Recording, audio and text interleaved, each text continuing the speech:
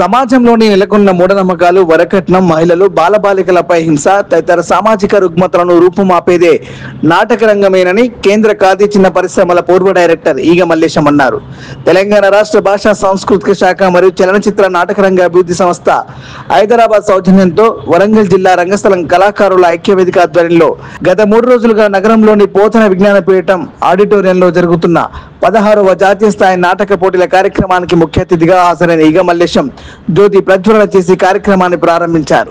అనంతరం ఆయన మాట్లాడుతూ నాటక రంగాన్ని భావితరాలకు అందించేందుకు కళాకారులను ప్రోత్సహించాలన్నారు. యువత సన్మార్గంలో నడిపించేదే నాటక రంగమే అన్నారు. సమాజంలో జరుగుతున్న రుగ్మతలను ప్రజలకు కళ్ళకు కనిపించేటట్టు చూపించేదే నాటక రంగమేనన్నారు. తాను గత 25 సంవత్సరాలుగా ఆంధ్రప్రదేశ్, తెలంగాణ రాష్ట్రాలలో కళాకారులను ప్రోత్సహిస్తూ కళామండలి అభివృద్ధికి కృషి చేస్తున్నట్టు తెలిపారు.